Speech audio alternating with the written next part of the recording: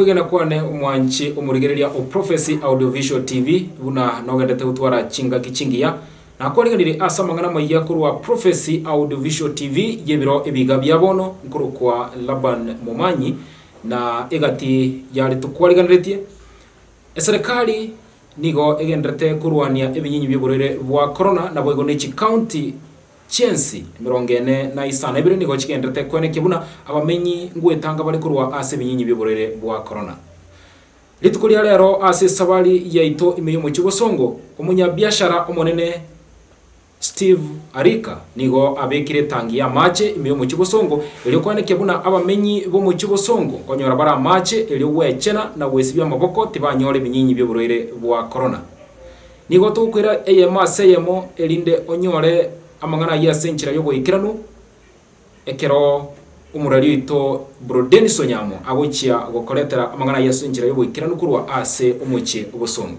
Tena nikusalimu kwamba ujambo, ni Dennis Onyamo kama kawa Prophecy Audiovisual TV. Tuko katika mji wa Kisii Town na kama kawaida ukiangalia hapa nyuma yangu kuna wengi ambao wamepahatika kuwa na maji ya kunawa mikono. Wakati mwingine tulikuwa hapa katika mji wa Kisii Town tukiangazia jinsi ambavyo ugonjwa wa corona umekuwa ukitatiza watu. Tulikuwa na Hon.Steve Arika na leo maajabu yamefanyika katika mji wa Kisii Town kwamba wengi wamepahatika kupata maji ya kunawa mikono. Ni si jambo la kawaida katika miji mingi, lakini yaonekana kwamba ni utu ulio hali ya juu kwamba Wakisii wamepata maji ya kunawa mikono katika mji wa Kisii Town. Tunasema kwamba tupate kunawa mikono, lakini ni wengi ambao hawajui ni namna gani ambayo wanaweza kunawa mikono. Leo nataka nikupe service ya bure kwamba tuko na dada ambaye ataweza kutufunza ama kutuonyesha jinsi ambavyo tunaweza tukanawa mikono. Hon.Steve Arika, kwanza nakupa pongezi sana kwa kazi ambayo umefanya katika mji wa Kisii Town. Si jambo la kawaida kwa sababu miji mingi sijaiona kiongozi ambaye amejitolea na ameweza kuweka maji katika mtaa, pia kuweka sanitizer ya bure watu wapate kunawa. Ni nini ambacho naasibu kwamba watu wengi wanakujua kwa sababu tulikuwa tumeangazia mambo haya wiki iliyopita, wiki kama 2 ambazo zimepita. Ni nini kimekufanya mpaka ukaona kwamba wacha weke maji katika mji wa Kisii ili watu wote wapate kunawa? Kwanza juzi nilikuwa kwa TV yako, nikakwambia hii ugonjwa wa corona imekuja. Asima tujidiaiti tuone ni njia gani ya kuzuia. Sasa nikaona tusiwe viongozi wa kuongea tu. Ile kuongea nimetenda. Na umejionea na maji. Ni kama ile slogan ya Jubilee kwamba kusema na kutenda. Hii sio mambo ya Jubilee mara ODM mara nini, lakini ukisema kitu lazima ufuatilie. Kweli. Ukisema kitu na upate kutenda ndio itakuwa vizuri kwa sababu itakuwa vizuri. Watu wengi wetu ni kama wako na uhapa wa sabuni, pia wako na uhapa wa maji. Ile jambo ambalo wamefanya ni jambo la maana sana. Sasa kuna swali moja ambalo nimekuwa nikijiuliza kwamba watu wengi hapa Kisii hawajazingatia vile ambavyo tulisema kwamba they are supposed to stand in 1 meter. Itakuwaje pengine labda kama ugonjwa utakuwa kama umekurupuka katika mji wa Kisii? Je, watu wetu watakuwa watasaidika? Afrika ni Mwafrika. Ni vigumu mtu unamwambia iko corona na kuambia iko wapi. Unamwambia hii ugonjwa inaua na kuambia inaua wasungu. Ukimuuliza anasema county inataka pesa, national inataka pesa. Sasa watu wetu wanataka kuona mtu akikufa ndio waamini kwamba ugonjwa uko. Tunataka tushukuru kwamba serikali yetu ama county yetu imeweza kuweka curfew kuanzia saa 12 ama saa moja. Lakini inasaidia kweli kwa sababu mchana naona kama watu wako pamoja, biashara inaendelea kama kawaida. Kweli hiyo curfew hata kama wanafukuza watu kuanzia saa moja inasaidia? Inasaidia. Kwa vile kuanzia saa moja usiku ndio vituko vingi hutokea. Sasa lazima na watu kusoea curfew, lazima ikianze saa moja mpaka saa 11. Ikisidi kuja saa 10 mpaka saa 3. Tuendelee mpaka ikisidi zaidi tukuje kuwa na lockdown. Thank you. Basi ni Hon.Steve Arika na si kiongozi ambaye ya kuongozini, lakini ni kiongozi ambaye kama mwananchi ila anasaidia watu wetu wa Kisii. Hon.Steve Steve, naona kwamba kuna dada ambaye pia umetafuta kwamba apate kuonyesha watu wetu ni jinsi gani ya kuweza kusafisha mikono, kwa sababu unaweza wekea watu maji na ile hali hawajui zile steps ambazo watakana wafuate ili kuosha mikono yao. So pia uliona kwamba ni vizuri mtafute ama ni hivyo naye nikicholea hii kazi inataka mafunzo. Unaenda pata kama sabuni, mtu anataka kuifungua, ajui kama inafinywa. Mwingine anakuuliza iko maji, wengine hawajazoea maji hata. Lazima mtu apatikane wa kupea mwelekeo ama muongozo. Kwa vile binadamu sio wote tulisaliwa town, sio wote tulisaliwa reserve. Wengine ni wageni kuona hii vitu leo. Kwa hivyo lazima wafunze waone. Ni kama kwa serikali inatuambia sheria wanatufundisha pole pole. Tukiwa tunatii vile nasema kwa vile national government inatuambia jinsi ya kufanya, tunawe mkono kila wakati. County ndio hiyo. County imeweka maji mahali ingine na mimi nikawauliza nikawaambia na mimi kama kiongozi nipe mahali niweke maji watu kunawa. Hapa ndio watu wananawa. Na governor Ngwaya aliuliza wale wafanya biashara kama uko na chochote utaweza toa usaidie. Kwa vile ukikinga mwenzako na wewe umejikinga. Hii kazi ama hii ugonjwa sio wa siasa, sio mahali tunaweka hii tupate jina. Ni ile kusuia. Hata mimi nikisuia corona lazima ni kuprotect. Kwa hivyo na governor vile amejitolea, sio anajitolea kupata manufaa. Ni ile lazima sisi wenyewe. Hata wale wako na maduka, wengine wako na maduka na maji, hataki mtu anawe akipita. Kwa vile sasa nataka ukinawa aende kwa duka yake. Sasa nikuambia tafadhali maji kama umeweka kwa duka, hata wacha yule anapita njia anawe pia. Kwa vile ukimzuia kupata ugonjwa na wewe utakuwa umejizuia. Ndio nikaona hii hata mpita njia, chokora, beba, mtu yoyote ako free kunawa na sabuni iko. Asante sana kiongozi wetu, na tunakupenda na kweli tunasema kwamba kiongozi ni kitendo. Umesema kwamba si swala la kutafuta mambo na kula ama kufanya ujulikane ya kujipigia upate. Hii ni kitu iko serious ya ugonjwa. Lazima kila mtu ajidaiti. Kama saa hii unaona hata county kufunga soko sio raha yao. Ni ile tu hata county na benefit kutoka kwa soko, lakini imeamua kufunga. Ni kwa sababu ione sisi tuwe tupate hii uhai. Kwa vile ni rahisi kufufua ujumi kuliko kufufua yule amekufa. Ni kweli. Ni jambo gumu sana. Kwa hivyo tunasema ujumi itakuja, tukipaki corona ikituacha, ujumi itakuwa mzuri. Lakini ile mtu amekufa huwezi kumfufua. Ni Yesu mwenyewe ndiye alikuwa anafanya hiyo kazi na yeye hayuko. Alituambia atakuja. Sasa ni vigumu sana. Sasa ni vigumu. Swali la mwisho tukitoka, kwa sababu tukimpisha yule dada aje wafunze watu jinsi ya kunawa mikono. Watu wetu kule wamesema kwamba ni wagumu kusikiza.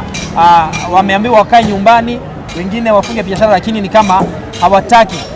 Jambo la mwisho ama neno la mwisho lile ambalo unaweza kuachia watu wetu, hata kama wasikii, waachie tu neno moja, kisha baadaye tumpishe dada atupeleke moja kwa moja kujifunza jinsi ya kunawa mikono. Nikwambia watu wetu jamani, wakisi wenzetu, hii ugonjwa unaua.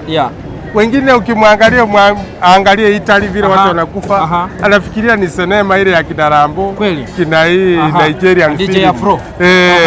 Hii sio mambo ya film. Hii ni kitu iko namna hiyo. Wale nchi zingine zinatupa pesa kwa barabara kwa vile asaiti. Kwa vile ni kuwaomba tusiwe na kichwa ngumu. Wacha tutii sheria. Vile waziri alisema juzi. Usiongoje nani amekufa, ikikuwa ni wewe unakufa ndio utakuja. Kwa hivyo hii sio jambo la kufurahia, ni jambo la kustua kila mtu. Ni kusema kama kuna wakati kuku zinakuwa gonjwa. Kuna ile kuku inakuwa inakalia mayai. Nataka kuangua vifaranga. Ile kuku hata ugonjwa ukipita iwezi fika. Kwa hivyo wacha tujifiche nyumbani. Tukae nyumbani. tukikuja kama town 1 meter away, tukitii sheria ugonjwa itapungua. Na wengine wanafikiria eti saa hii kunawa, kusafisha mji wa town ni kufukuza ugonjwa. Ni kuzuia. Ugonjwa utakuja, ni kuzuia kuambukisha. Okay, that's great. Thank you Mugambi. Acha mpisha tada akuje ili apate kutufunza moja kwa moja jinsi ya kunawa mikono. Dada? Mzuri. Sauti iko chini. Habari yako ya leo? Mzuri. Kwanza kabisa asante kwa kuitikia wito wa kiongozi kuja kuwafunza watu wetu jinsi ya kunawa mikono. Kuna zile hatua ambazo watu wetu watakana wachukue kwa kunawa mikono. Sijui kama unao utaratibu ambao unaweza kutuambia kwamba ni vipi ambavyo tunaweza kunawa mikono yetu ili kuzuia maambukizi ya virusi vya corona. Tunao utaratibu ambao tunafuata katika kunawa mikono ili tuweze kuzuia ugonjwa huu wa corona. Si ugonjwa peke yake, lakini utaratibu huu ni ambao unatumika mostly kwa mahospitali na madaktari, wauguzi ambao tunatumia kwa kuosha mikono. Na ni utaratibu ambao unafaa kuwa unatumika na watu ili make sure mikono yao ni safi na wasipate ugonjwa huu wa corona. Sasa hatua ile ya kwanza ambayo mtu atakana achukue wakati ambapo ananawa mikono kuhakikisha kwamba hamuna hata virusi hata vidoo ambavyo vimebaki katika mikononi mwake. Hatua hiyo inaanzaje, kwamba mtu anaanza hivi na hivi na huku ndiko anamalizia, anahakikisha kwamba mikono yake ni safi kwa kusalimia labda mtu mwingine ama kwa kuguza chombo chochote kile? Kwanza kabisa ningependa kuwahimiza watu haswa wakati huu tuepuke hizo salamu za mkono. Lakini pia utaratibu ule wa kunawa mkono, kwanza kabisa unafaa uweke maji kwenye mikono yako ili kuensure ile unapoweka ile sabuni ina ladha kwa urahisi kwenye mikono. Kwa hivyo kwanza kabisa unatumia maji kisha unaweka sabuni. Alafu kuna zile steps ambazo nitaonyesha jinsi ambavyo tunafaa kunawa mikono yetu ili kuzuia uchafu huo. So hivyo moja kwa moja tuanze labda tuingie kwa maji, tupate sabuni, ndo tuone utaratibu jinsi ambavyo unavyokwenda. Asante sana. I think hicho ndicho kitengo cha mwisho. Tukienda kunawa tutakuwa tumemaliza. Hivyo mtazamaji wetu mpendwa, tunajali maslahi yako kama sisi wale ambao tuko na nafasi ya kuambia jinsi ambavyo watakikana ujikinge na maradhi ama na virusi vya corona.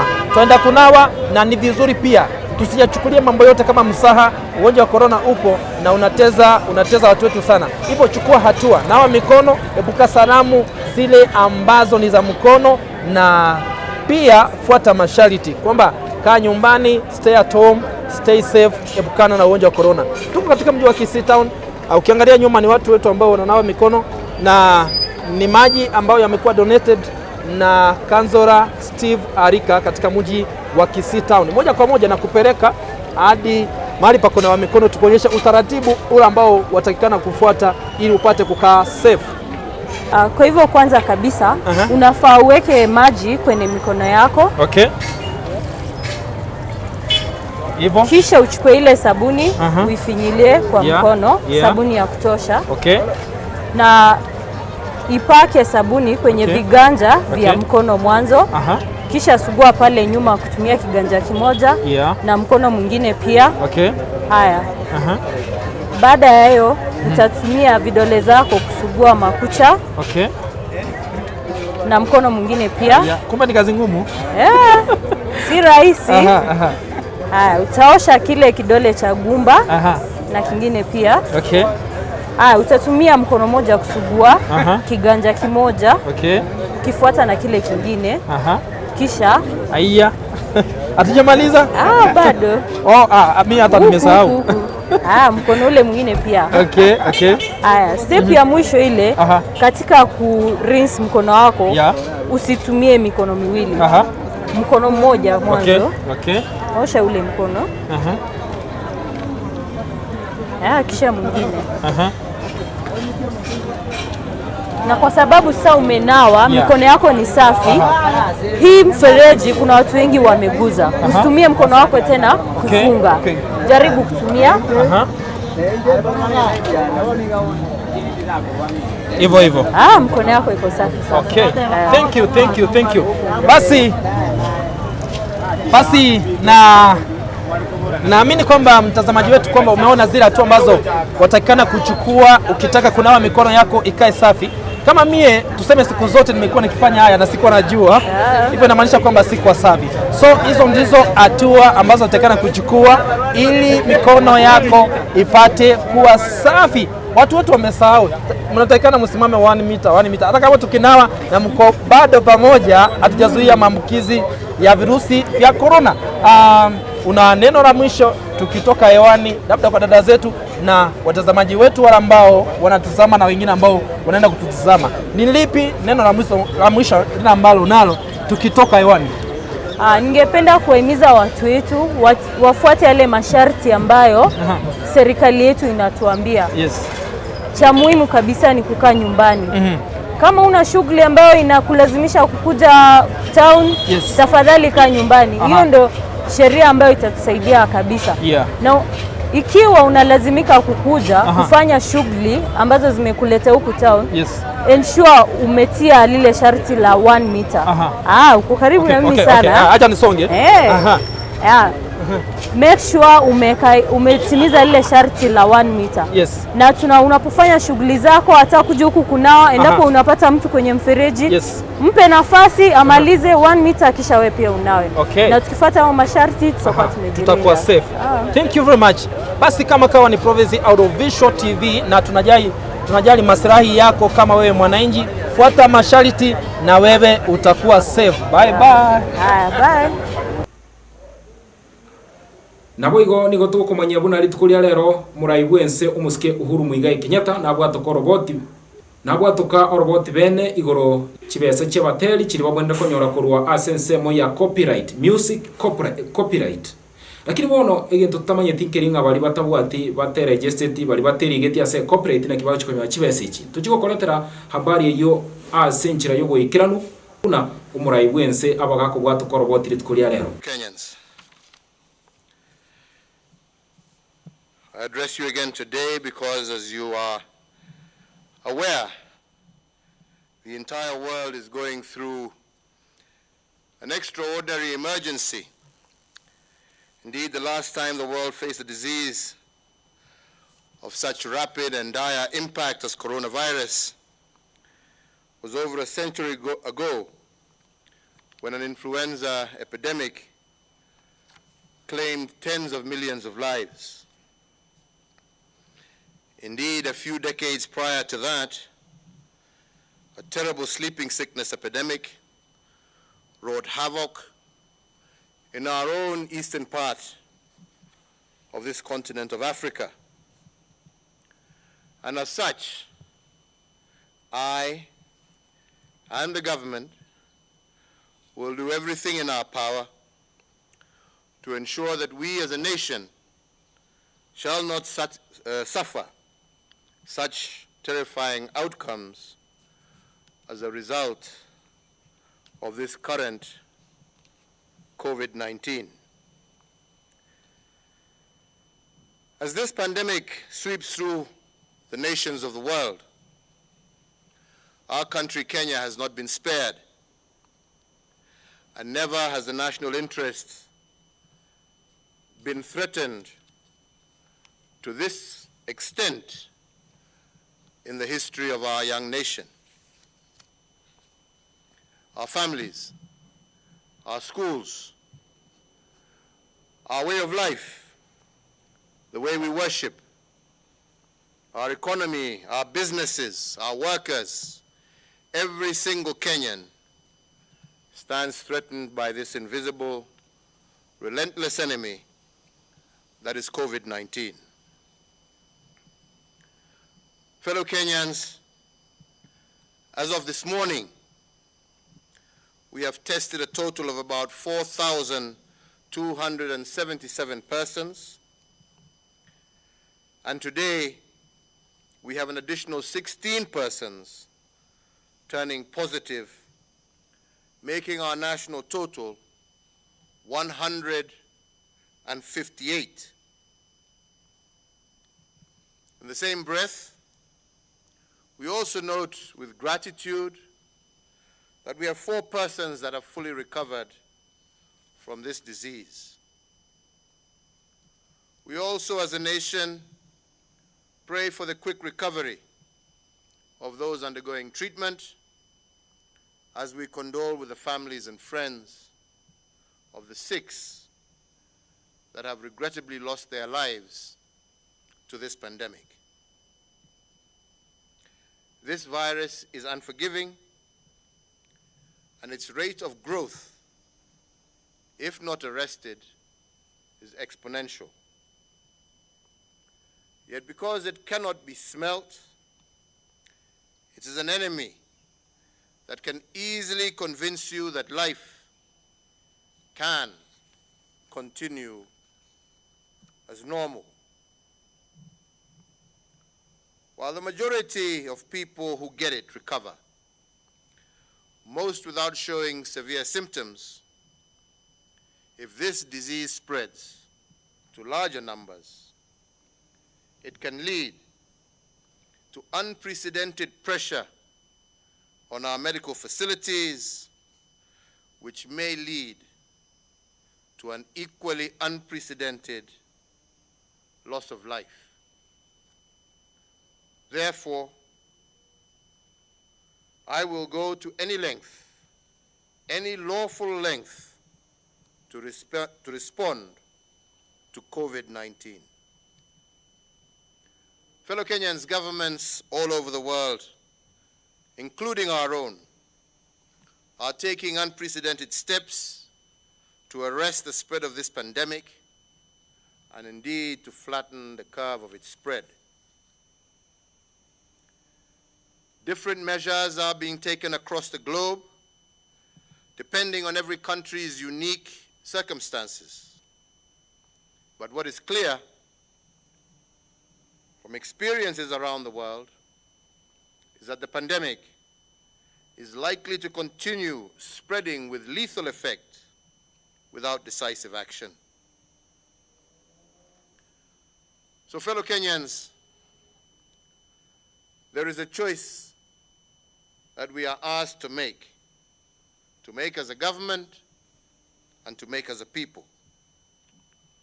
Do we carry on as normal or treat this like an extraordinary emergency, which it is, and fundamentally change the way we act and behave? I believe we must choose the latter, because even as we pray for the best, we must be ready for the worst.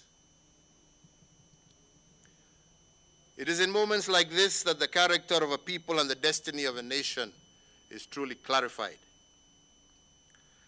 Fellow Kenyans, today we are being called upon by our children and our children's children to show the greatness in us by how we respond to this virus.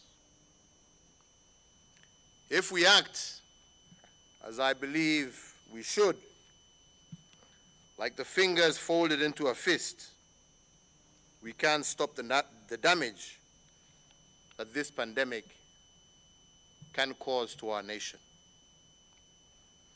Our greatness will not be revealed by soldiers in uniform this time. It will show in the sacrifices that we make to protect one another. So therefore, ladies and gentlemen, wearing your mask and washing hands does indeed save lives. The bravery and dedication of our medical personnel, should this pandemic continue to escalate, will truly demonstrate the mettle of our nation. And I indeed have faith in Kenyans. I know how we struggle through pain and tears to be there for our families. But now it is our time to turn out for the duration of this global pandemic. We must turn out for our country by taking the following measures, as I have said severally, as simple as they may be, and we must stick to them. We must endeavor to wear masks when we are amongst our people. We must clean our hands with soap for at least 20 seconds and do so several times a day. We must continue to avoid all areas with people who will be closer to you than 1.5 meters. We must, I repeat, heed and comply with government directives. We must take extra care not to expose those who are over 58 years, and also to our brothers and sisters who are suffering from various chronic ailments. So, fellow Kenyans, having received advice from our medical professionals and experts, today we do say that Kenyans should wear masks while in public places. I know that there will be thousands of tailors from all over the country who will also look to make these masks, and we encourage them to do so. The Ministry of Health, the Ministry of Industry and Trade will endeavor to ensure that all these tailors are provided with the right information through the national government administrative officers on the kind of materials required and the proper method of piecing the fabrics together to make the face masks and to ensure that they are effective. Their success, however, will need all of us as individual citizens to comply with the different directives, and we as a people to be united. This virus is in nearly all countries and territories on the globe. This virus does not care about your religion. It does not care about the color of your skin, the tribe you come from, or the size of your wallet. It is not infecting members of one tribe while staying away from another. So therefore, defeating it will require all of us to put aside our usual differences and to face the enemy standing side by side. Our unity is demonstrated and will be demonstrated by each Kenyan going the extra mile to ensure that our personal conduct does not endanger others. It will show in the decisions by business owners to do their utmost to support their employees. Fellow Kenyans, make no mistake, we are at war, and we must be together if we shall win this war. I recognize once again the good work being done by our Ministry of Health, and indeed all government ministries and departments in the current fight. But I believe that we must escalate our response even more in order to safeguard our nation. As you are aware, the spread of COVID-19 is through human contact. On the declaration of the global health emergency, in accordance with the World Health Organization guidelines, we did as a country enhance surveillance at all points of entry into our country to avert contact with the disease. Unfortunately, notwithstanding our interventions that included the closure of Kenyan airspace and mandatory quarantine of all inbound passengers, the few persons who had contracted the disease from abroad transmitted it locally.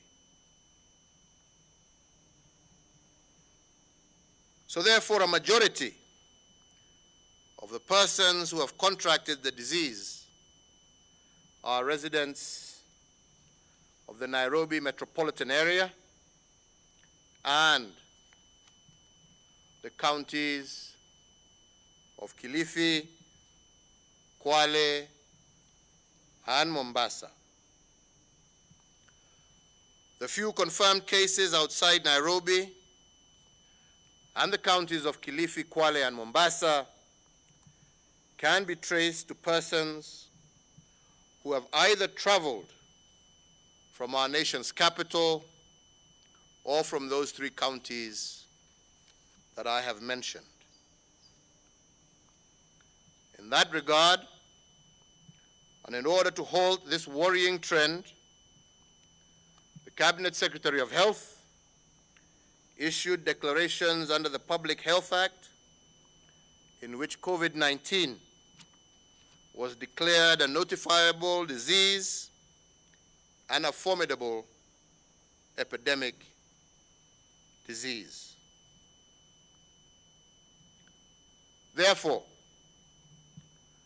fully conscious that 82% of Kenya's reported cases of COVID-19 have been in respect of residents of the Nairobi metropolitan area, and B, that 14% of Kenya's reported cases of COVID-19 have been in respect of residents of Kilifi, Kwale, and Mombasa,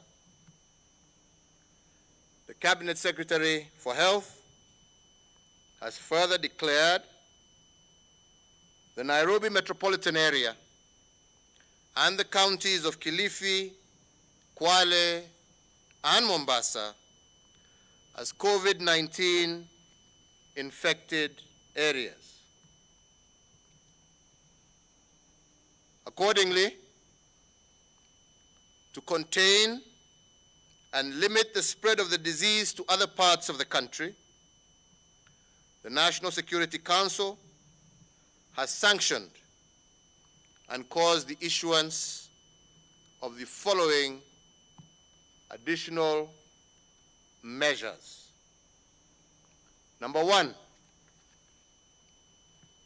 that there shall be cessation of all movement by road, rail, or air in and out of A, the Nairobi metropolitan area, and B, the counties of Kilifi, Kwale, and Mombasa. Number two, the cessation of movement within the Nairobi metropolitan area shall be for an initial containment period of 21 days with effect from 7 p.m. Monday, the 6th of April, 2020. That is today. And three, that the cessation of movement within the counties of Kilifi, Kwale, and Mombasa shall be for an initial containment period of 21 days with effect from 7 p.m. on Wednesday, the 8th of April, 2020. In the intervening period, movement in and out of the coastal strip shall be limited. 4, The Nairobi metropolitan area is designated as follows: the Nairobi City County, part of Kiambu County up to Chania River Bridge, Thika, including Rironi, Dedero, Kiambu Town, part of Machakos County up to Athi River, including Katani, part of Kajiado County, including Kitengela, Kiserian, Ongata Rongai, Ngong Town, and all areas as set out in the order. 5, the counties of Kilifi, Kwale, and Mombasa. 6, any person, passenger carrying bicycles, motorcycles, scooters, automobiles, vehicles, vessels, railway wagons, or aircraft shall not be allowed in and out of the Nairobi metropolitan area and the counties of Kilifi, Kwale, and Mombasa. 7, the movement of food supplies and other cargo will continue as normal during the declared containment period through road, rail, and air. Number 8, any cargo carrying vehicle or vessel shall be assigned a single driver and designated assistants whom in whichever case shall not exceed 3 persons. All such designated persons must be notified in writing by the owner or operator of the said vehicle or vessel with reference to that vehicle or vessel. So all owners and operators of vehicles will be required to notify the authorities of the driver and the said assistants. Number 9, these additional measures do not in any way vary the existing restrictions and measures, including the daily nationwide curfew from 7 p.m. to 5 a.m. in the entire territory of the Republic of Kenya. Fellow Kenyans, I issue these enhanced measures well aware that they will complicate and inconvenience many Kenyans. However, by not doing so, this can only lead to even greater suffering for the people of Kenya. I want to take this opportunity to once again thank all Kenyans for their shared understanding,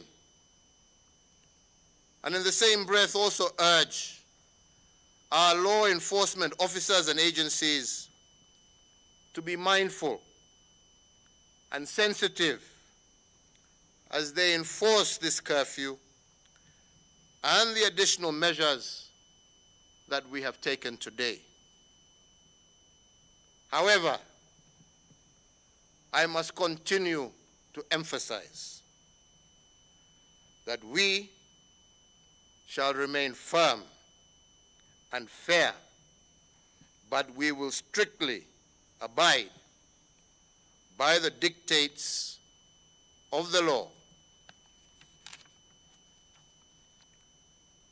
We must together take a stand here before COVID-19 spreads out of control.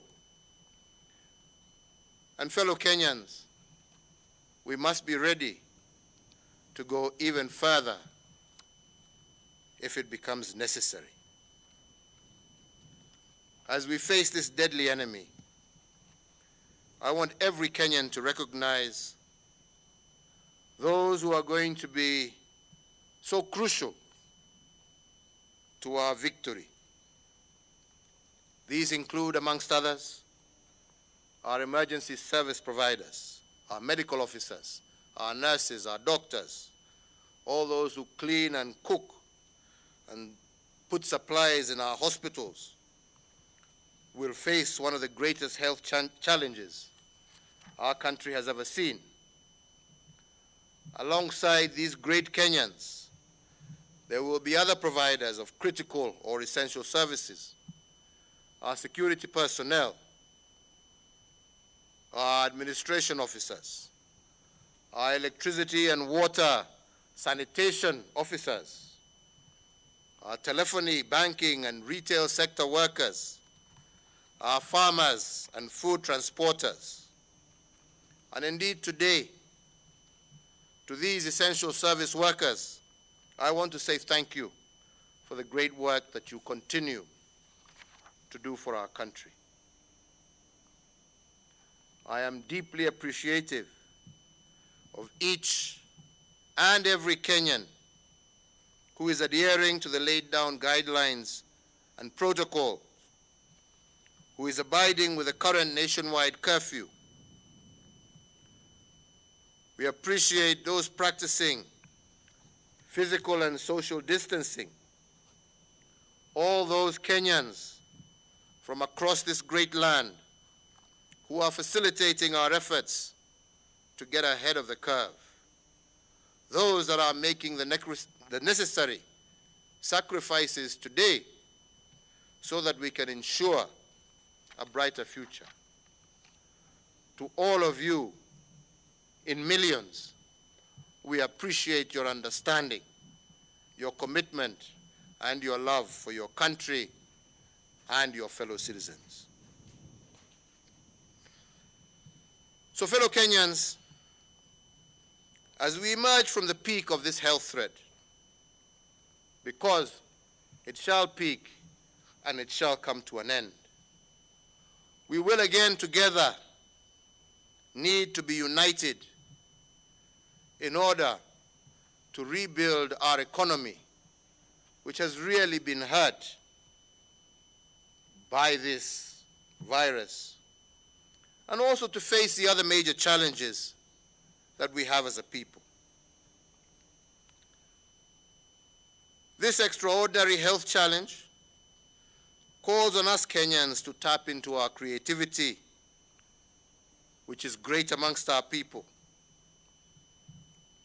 And we want to continue to tap into that. I want to take this opportunity to also laud all our county governments who have also played their role in waiving local fees for trade in food items. And accordingly, I wish to applaud in particular the county government of Nakuru, who offered Afuraha Stadium, for example, as an open-air market in line with the social distancing guidelines.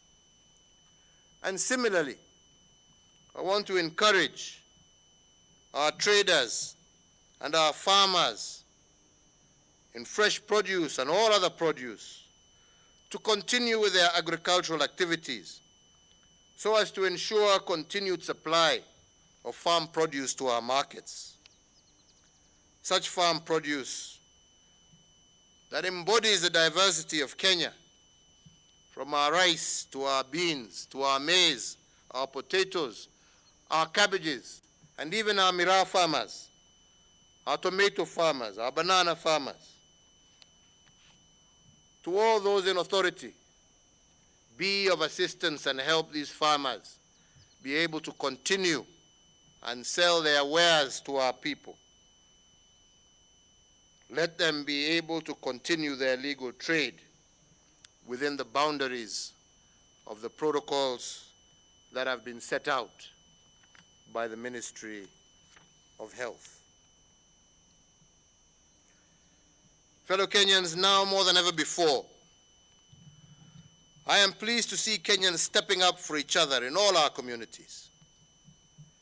At the national level, I last week established the COVID-19 Emergency Response Fund. And we are very happy to see the manner that Kenyans from all walks of life have responded and are contributing to help their brothers and sisters in need. But I also want to state that even as we confront the current health challenge, our war on corruption continues to bear fruit. Indeed, over the last year, our state agencies charged with this national endeavor were able to make significant recoveries of illegal gotten wealth. And in that regard, as we scale up our interventions against the current health pandemic, I have today directed the National Treasury to utilize 2 billion shillings of already recovered proceeds from corrupt practices, and these funds to be utilized to support the most vulnerable members of our society, especially the needy in our urban areas. Our fight against corruption continues, and as I promised you, all the gains that we make in this war will be put back to supporting Kenyans and helping Kenyans live a proper life. I also want at this stage to also acknowledge all the state and public officers who have followed my lead and taken voluntary pay cuts in order to support our fight against coronavirus. In sharing the heavy burden of the current pandemic, which has led to lost opportunities, I applaud the members of our society who have risen to the call to support and share in the bounty of their blessings with their fellow countrymen, helping many cope with the fears weighing on their minds to provide a decent living for their families. I note with particular appreciation those property owners who have reduced or agreed to work terms for the monthly rent in order to help provide a roof over the heads of our more vulnerable brothers and sisters. And in that regard, I wish to urge all others to emulate this great example and not put our people in even more vulnerable situations as we face this current pandemic. This is truly a time for compassion. This is truly a time for understanding. Fellow Kenyans, I want to assure you that every shilling we save in salaries and allowances is one that we shall use towards face masks, medical supplies, specialized equipment to support the most vulnerable members in our society through the provision of water and food items, and in support of any other initiatives needed by our nation in this war. To that end, I have also directed that the Nairobi Metropolitan Service to not only continue, but to expand their provision of free water to all our informal settlements in Nairobi County. In that regard, I also direct the National Treasury to appropriate all domestic and international travel budgets for all state agencies within the executive, the judiciary, the legislature, and the county governments, and to reallocate these resources to combating COVID-19. Fellow Kenyans, last week, and in order to protect jobs for our people and to provide some certainty for both employees and their employers, I want to once again today reiterate the measures that we have undertaken to offer relief and increase disposable income to the people of Kenya.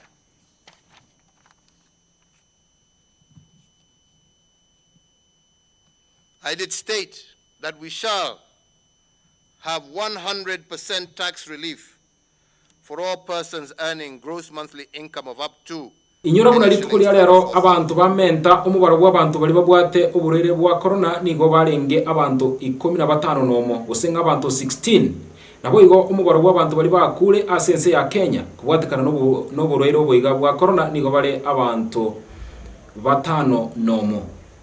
Intubuna Prophecy Audiovisual TV nigo tokogosemia nago kumanye buna kira engaki enekia ebirengo bigoro byobo chenu elinde tonyole biri ebinyinyi biga bya corona. Esibie amaboko esibie naende esibie nebanga turi kwenda kuragira unatonale to bwesibie kera kwenda kuragira bono bweka bwesibie naende bwesibie litukuligima eli bwetange kurwase binyinyi bya corona. Togena nosi AM Prophecy Audiovisual TV.